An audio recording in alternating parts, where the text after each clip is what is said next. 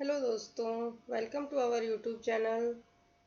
Today's topic is electric charge. Today we will discuss on electric charge. What is electric charge? Let's see. Electric charge. Electric charge is the physical property of matter that causes it to experience a force when placed in an electromagnetic field. जब भी electromagnetic field में force generate होता है because of charge. Electromagnetic field में अगर charge होता है तो उसी चार्ज के कारण हमारे पास में फोर्स एक्सपीरियंस होता है। इलेक्ट्रोमैग्नेटिक हमारे पास में फील्ड क्या होता है वो देख लेते हैं। जैसे ही हम कोई वायर लेते हैं और वायर में करंट फ्लो करते हैं तो करंट फ्लो के कारण उसके चारों ओर जो मैग्नेटिक फील्ड जनरेट होता है उसे हम इलेक्ट्रोमैग्नेटिक फील्ड बोलते हैं। Electric charge can be positive और नेगेटिव। इलेक्ट्रिक चार्ज होता है वो पॉजिटिव भी होता है और नेगेटिव दोनों हो सकता है।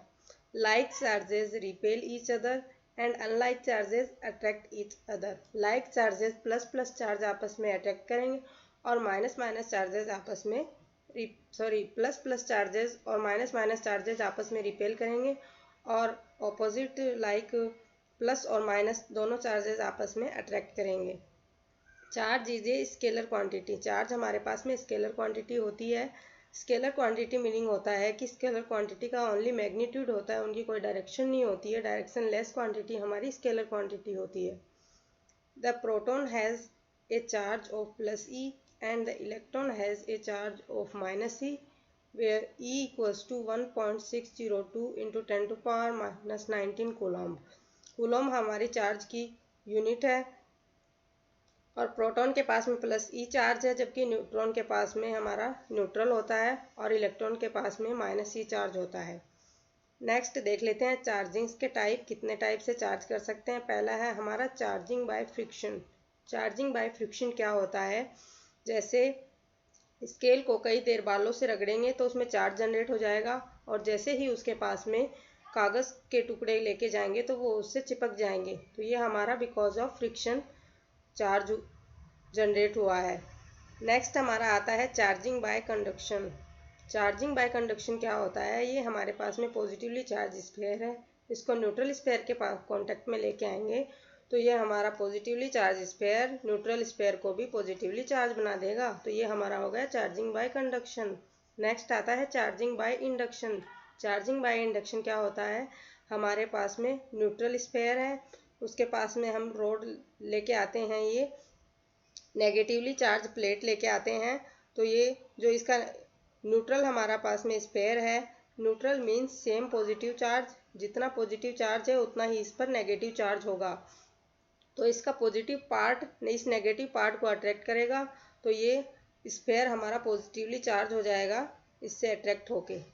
तो ये हमारे चार्जिंग्स के टाइप्स थे। नेक्स्ट कुछ प्रॉपर्टीज़ आती हैं। तो पहली प्रॉपर्टी आती है additivity of electric charges. Let हमारे पास में n चार्जेस हैं तो हमारा टोटल चार्ज क्या होगा, उन सभी चार्जेस को आपस में ऐड कर देंगे तो हमारा टोटल चार्ज Q आ जाएगा, Q1 plus Q2 plus Q3 plus H son H plus Qn। ये हमारा नेट चार्ज आ गया। Invariance of electric charges. Electric charges की इनवेरियंस प्रॉपर्टी क्या होती है, Q at rest equals Q in motion.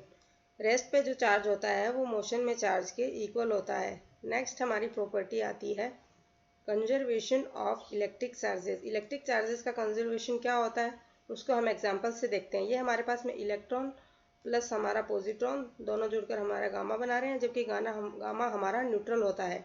Electron पर -1 चार्ज है और पॉजिट्रॉन पर +1 चार्ज है तो टोटल चार्ज हमारा 0 हो जाएगा और इधर टोटल चार्ज 0 है तो ये हमारा कंजर्वेशन हो गया। नेक्स्ट एग्जांपल हमारा यूरेनियम 238, इसका डीके हो रहा है थोरियम 234 प्लस हीलियम 4 में, तो दोनों साइड में हमारा चार्ज बैलेंस है, सेम रहेगा इसी टाइप से।